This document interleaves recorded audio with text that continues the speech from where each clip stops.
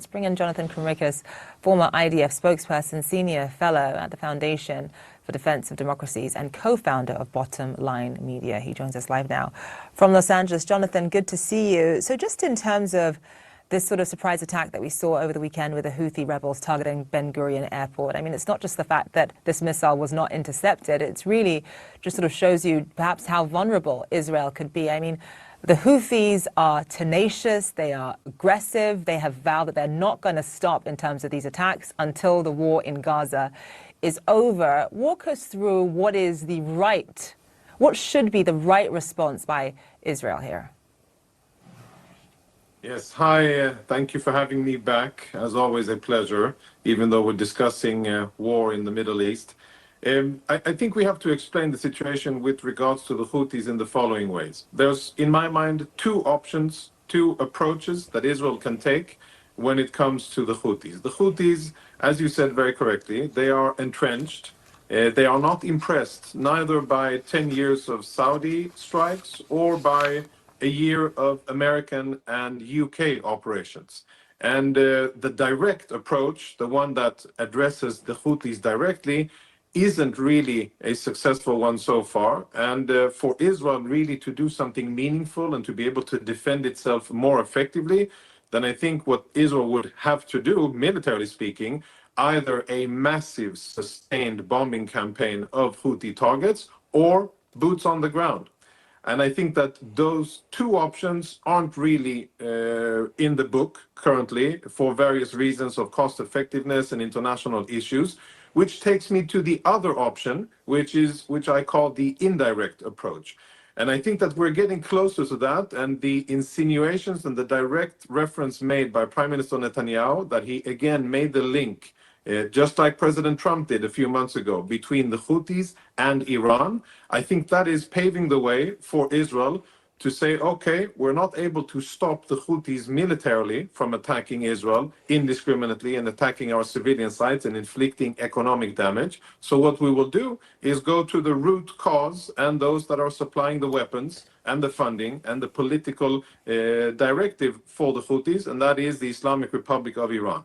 And since the Houthis have been inflicting economic damage on Israel by striking our international airport, then that creates a balance or an opening for Israel to do the same thing in Iran. And I think that indirect approach is now what is being considered in Israeli circles.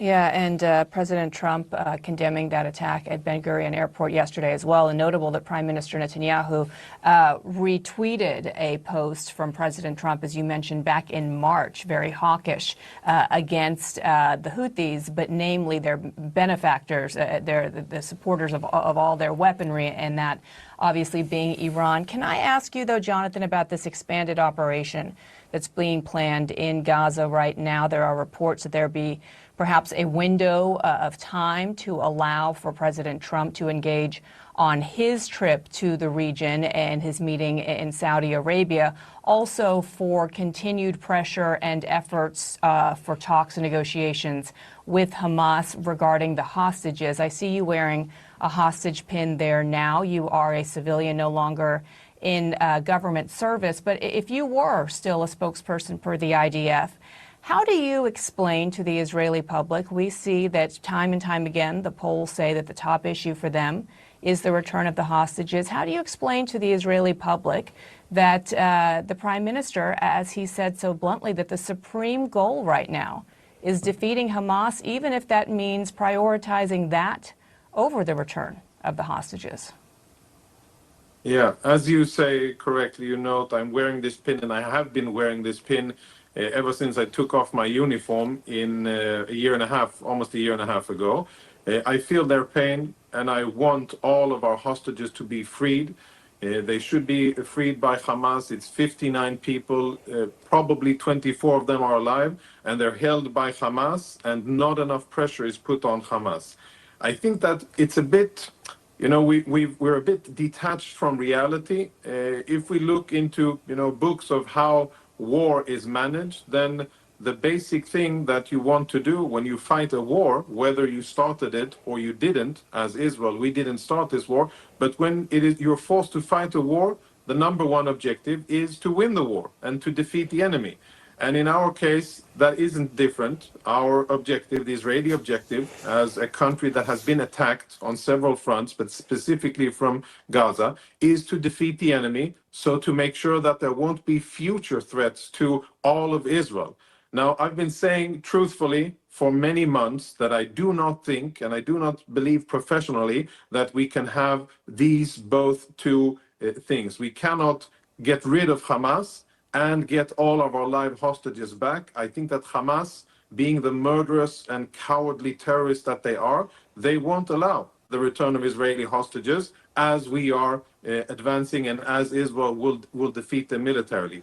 And now, finally, the Israeli Prime Minister, and I think it's high time that he has said so in his own voice, is saying it clearly that there is a hierarchy of goals, and that the supreme goal, just like in any other war, is first and foremost to defeat the enemy so that we can move on and rebuild the South, allow people to go back home, and also allow the reconstruction of the Gaza Strip. There is a situation there that we need to attend to. And I think that what the IDF is doing is trying to walk a very thin and balanced line. On one hand, operating in order to get the hostages back, but then on the other hand, also communicating very clearly to decision makers that the options and the ability of the IDF to get live hostages back is limited, and decision makers have to be aware of it. Now, I hope that what's going to happen now is that that Hamas will be deterred by the fact that Israel is building this offensive, and that they will hand over the hostages, surrender, and give up their weapons so that we can start a new stage here. What Jeremy spoke about, humanitarian aid, etc., you have to understand that humanitarian aid is how Hamas is still in control of Gaza. It isn't distributed and controlled by so-called humanitarian organizations. This is aid that Hamas and Hamas thugs on the ground are controlling, and they're preventing it from getting to civilians, and they're conditioning aid to people in loyalty to Hamas. And we see this all over the Gaza Strip.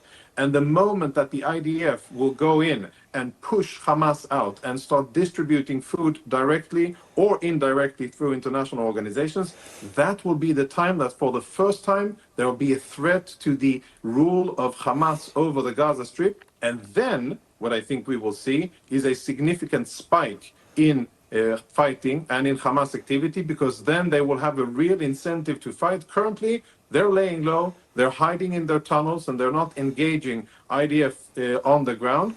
But when that happens, when Israel will start to actually administer aid, that will be a threat to Hamas, and then I think we will see a significant rise in activity. Jonathan, what happens though in the meantime? I mean, some of the images that we're actually seeing images on your, I mean, I know you can't see the screen, but we're seeing images of people just lining up to get food. And as Jeremy pointed out, this could literally be the only thing that they eat in a single day. And I'm sure, Jonathan, that these images pain you, especially when it comes to seeing children suffering. Very few people can take seeing children suffer. I know that I certainly can't. So when you think about what happens next, I mean, obviously you talk about, well, when Israel gets in there, they're going to distribute the aid, etc. But in the meantime, with this 2-month blockade on Gaza, we know that civilians are suffering. What is the solution on that front, Jonathan? The solution is to get rid of Hamas, really. And civilian suffering is clear. That's unfortunately the situation in war. But in the meantime, but obviously it takes a while. Jonathan, it takes a while to get rid of Hamas, right? This war has been going on for a very long time. We're coming up to almost 2 years. I mean, in addition, aside from getting rid of Hamas, because we know that can take a long time, what happens in the interim to civilians who are suffering on the ground? Well, as you said very correctly before, what's going on is negotiations. Israel wants its hostages back, and it wants to defeat Hamas, and it is using the various tools at its disposal gradually in order to apply pressure. You said it very correctly, and what you're seeing is pressure applied on Hamas, and in order to force Hamas to hand over hostages and to surrender in the war. That's exactly what's going on. And while I definitely feel for people, civilians who are caught in the middle, I feel much more for Israel, and I feel for the hostage families, and I feel for the future of my country, which I know will be unsafe if Hamas stays in power. So what I think needs to happen is for there to be significant pressure on Hamas to surrender, to be disarmed from its weapons, to hand over the hostages, and then a new day can begin in Gaza. It is up to Egypt to help that happen. It is up to Egypt to allow people to flee this war zone. I know that you've been covering this for a year and a half and even before that, but have we ever thought about the fact that the Gazans are the only civilians in the world in the history of warfare that have been prevented from leaving a battle space? They are the only civilians who have been kept in very cruelly by the international community, in this case specifically by Egypt. They've been prevented from leaving. I can think of no other conflict in the world where civilians have been prevented from leaving a battle space, and I think that in itself is what is really basically wrong here. People should be allowed to leave, and they should be allowed to have a temporary refuge somewhere else, just like the situation in Syria and in other battle zones in Africa, and what happened in Iraq and Syria before that. When there's fighting, people are allowed to leave. It is sad and I think extremely cruel and also hypocritical that Palestinians are prevented from leaving the battle space and they're forced to stay under the very cruel and tyrannical regime of Hamas. And as you say, they have very difficult conditions under the responsibility of Hamas, and because they're not being allowed to leave and flee and evacuate by Egypt.